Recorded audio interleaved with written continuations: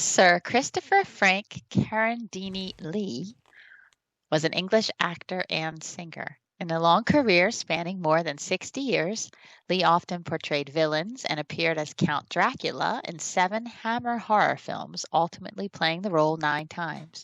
His other film roles include Francisco Scaramanga in the James Bond film The Man with the Golden Gun, Count Dooku in several Star Wars films, and Saruman in both the Lord of the Rings film trilogy and the Hobbit film trilogy.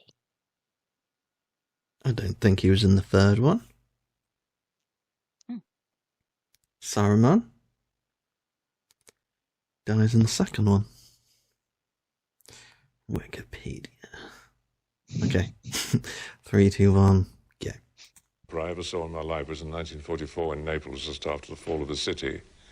And it was the famous Barber of Seville, which is the first opera I would take anybody to anyway, because it's such fun and it's easy to associate with. And I saw that with some very great singers, and that really started my love of opera, so that's 53 years ago.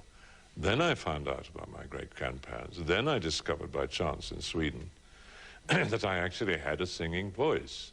And how by chance? How did you discover? Well, I was singing away student songs, in private in a house, which everybody did in those days in Sweden.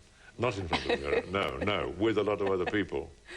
And a man came up and took me by the sleeve, and I turned around, and I was absolutely flabbergasted because I knew who he was. And he said, "You've got a voice." He had a strong Swedish accent, so he said, "You've got the voice." Who was he? The greatest tenor of his time, Jussi Björling.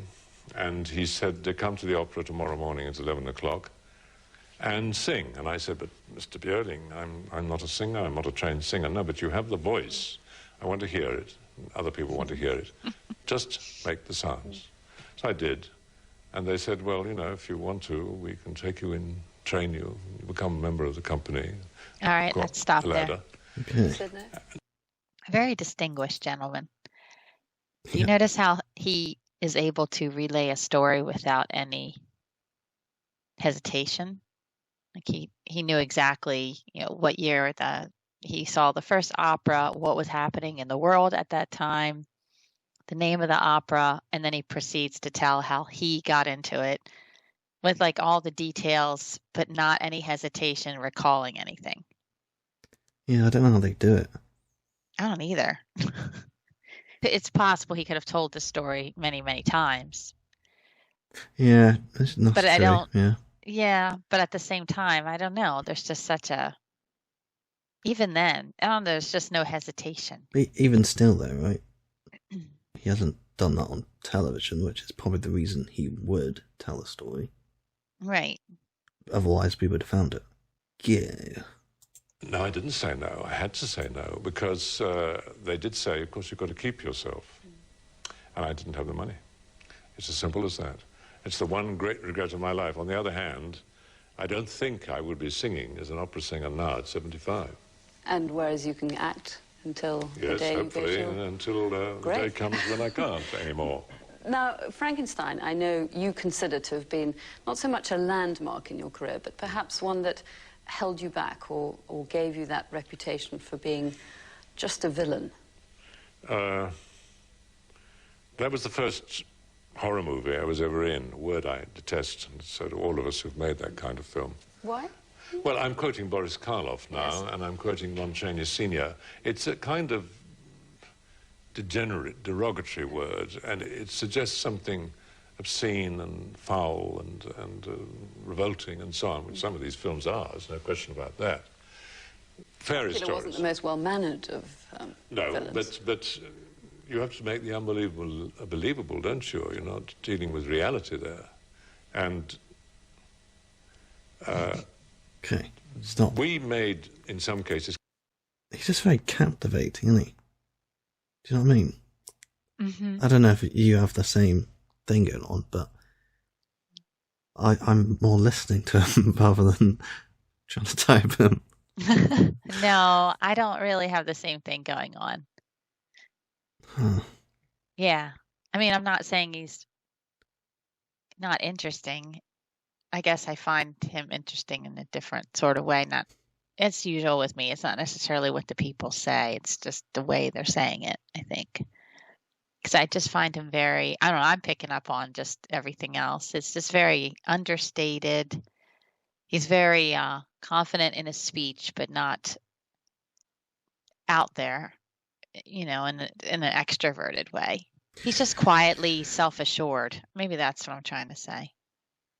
Yeah, like he does remind me of like Charles Dance or who was the other one? James Cameron a little bit, but he's just a bit more.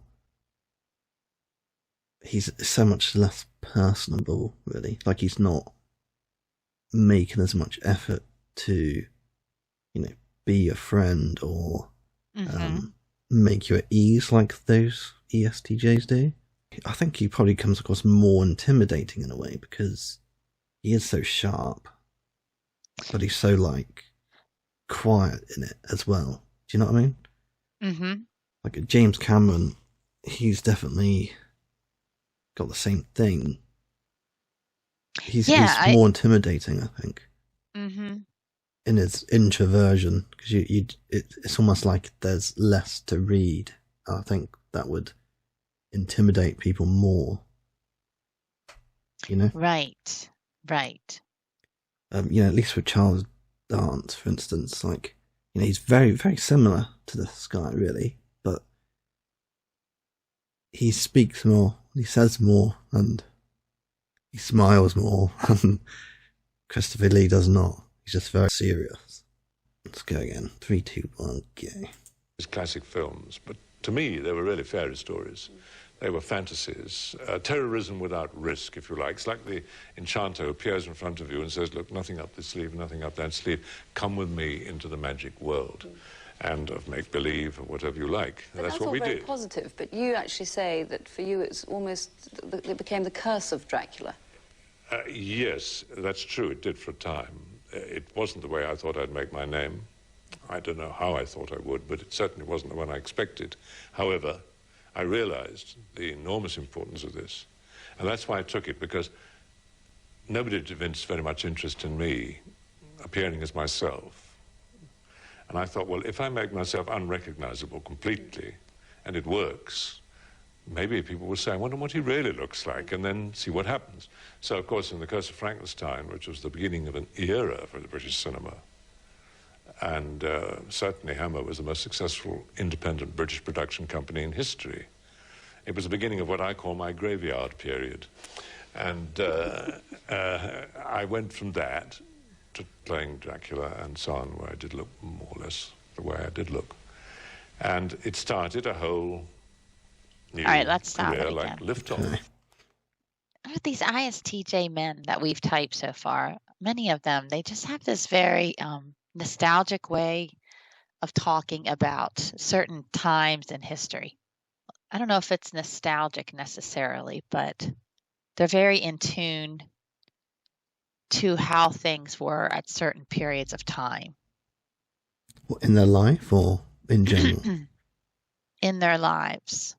Christopher Nolan did the same thing when he was talking about, well, I don't even think it was in his own life, right? Wasn't he reflecting on like the history of film?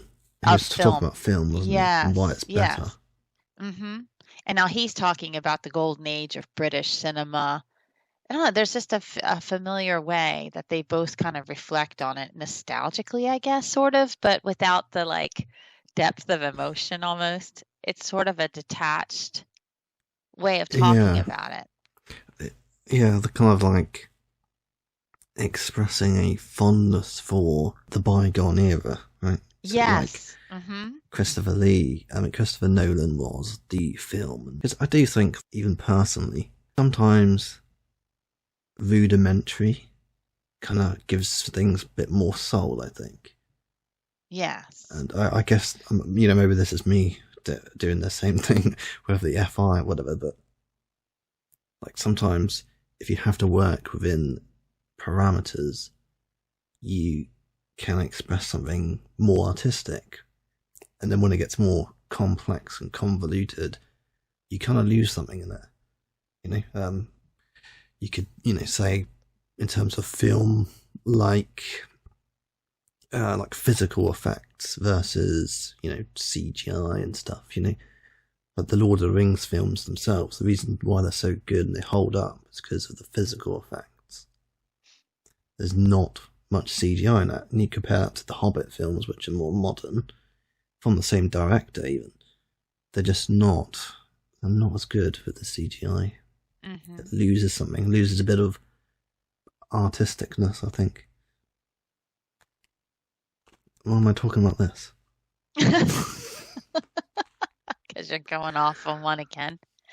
Just like I say you do, and then you argue. No, I don't do that. You do. I didn't argue.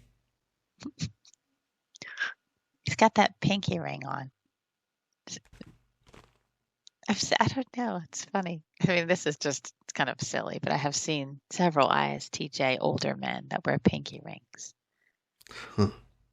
Yeah. I know of 3. Isn't that funny? It is. Yeah. It must mean something. They're very interesting. A very smart one is, like Christopher Lee is very interesting, I think. Right.